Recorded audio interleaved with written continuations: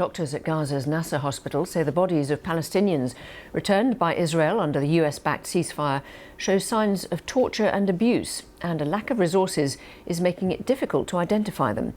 Israel's army has repeated that it acts in accordance with international law. Almost 200 bodies have been returned to Gaza in return for Hamas handing over the bodies of 13 Israeli hostages. Earlier this week, Gaza buried dozens of remains before they were identified because of a lack of facilities to hold them. Our Middle East correspondent Lucy Williamson has been speaking to doctors, officials and forensic experts about the challenge of confirming the stories of the dead.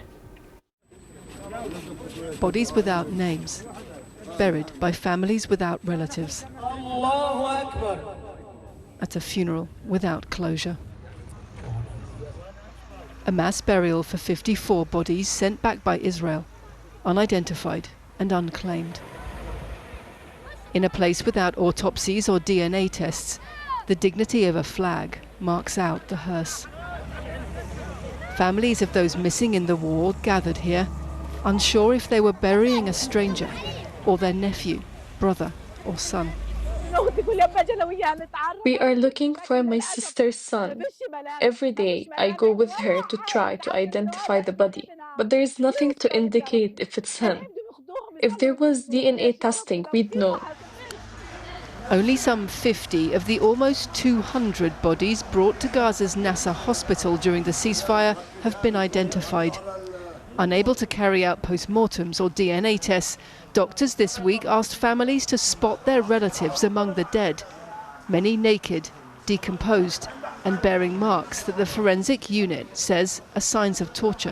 When a person is found naked, with hands tied behind their back and visible restraint marks on the wrists and ankles, it indicates that they died in that position.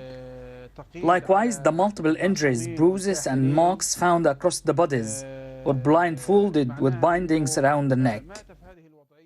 Some of these photographs show deep indentations and cable ties around the limbs, along with other injuries. But establishing what happened to these bodies before they died and whether injuries are due to combat or abuse isn't always easy. We showed these photographs to several forensic specialists who said they raised questions that were difficult to answer without post-mortems.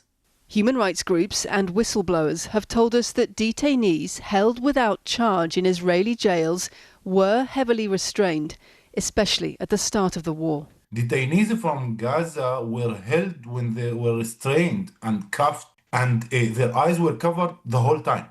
24 hours, 7 days a week, for months.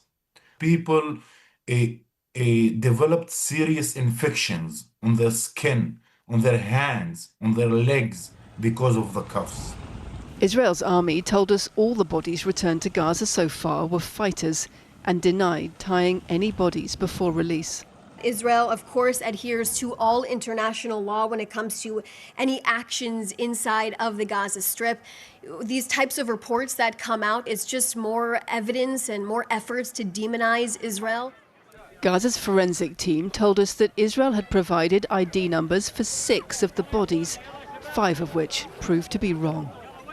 The war here may have stopped, but for Gaza's forensic doctors, a new battle for the truth has begun.